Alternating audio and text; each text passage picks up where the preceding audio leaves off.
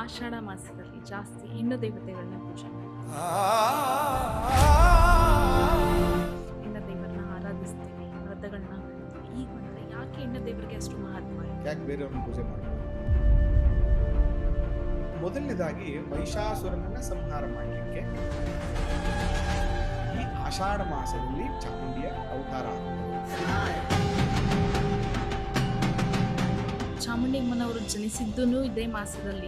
ಅದಕ್ಕೇನೆ ಹೆಣ್ಣು ಮಕ್ಕಳಿಗೆ ಅತ್ಯಂತ ಶ್ರೇಷ್ಠ. ಎರಡನೇದು ಬಂದು ದೇವಲ ಮಹರ್ಷಿ ಶಿವನ ಅಂಶದಿಂದ ಜನನವಾಗ್ತಾರೆ.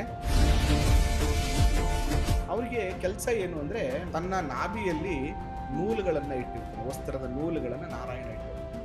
ಅದನ್ನ ಕೊಟ್ಟು ಇಡೀ ಜಗತ್ತಿಗೆ ಬಟ್ಟೆಯನ್ನ ಕೊಡಬೇಕು ಮೇಲೆ ಅಂತ ಈ ಜವಾಬ್ದಾರಿಯನ್ನು ಕೊಟ್ಟಾಗ ಆಗ ಪಂಚರಾಕ್ಷಸರು ಮಾರುವೇಷದಲ್ಲಿ ಬಂದು ಆ ಎಳೆಗಳು ಸಿಕ್ಕಬಾರದು ಇವರಿಗೆ ನಿಟ್ಟಿನಲ್ಲಿ ತೊಂದರೆ ಕೊಡ್ಲಿಕ್ಕೆ ಬಂದಾಗ ಆ ಅಮ್ಮನವರು ಪಾರ್ವತಿ ಚೌಡೇಶ್ವರಿ ಸ್ವರೂಪದಲ್ಲಿ ಬಂದು ಆ ಪಂಚರಾಕ್ಷಸರನ್ನ ಸಂಹಾರ ಮಾಡಿದ್ರು. ಆ ಪಂಚರಾಕ್ಷಸರ ರಕ್ತವೇ ಪಂಚವರ್ಣಗಳಾಗ್ತವೆ.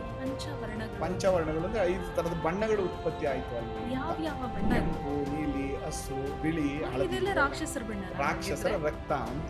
ಆಗ ಚೌಡೇಶ್ವರಿಯ ಜನನ ಆಗಿದ್ದು ಯಾವಾಗ ಅಂದ್ರೆ ಇದೇ ಆಷಾಢದ ಅಮಾವಾಸ್ಯೆ. ಅದಕ್ಕೋಸ್ಕರ ಪಾರ್ವತಿ ಅಮ್ಮನವರ 2 ಅವತಾರಗಳು ಆಷಾಢ ಮಾಸದಲ್ಲಿ ಇರೋದ್ರಿಂದ ಆಷಾಢ ಶುಕ್ರವಾರಗಳು ಅಥವಾ ಆಷಾಢ ಮಾಸ ಹೆಣ್ಣು ದೇವತೆಗಳಿಗೆ ಅತ್ಯಂತ ಶ್ರೇಷ್ಠವಾದಂತಹ ಮಾಸ.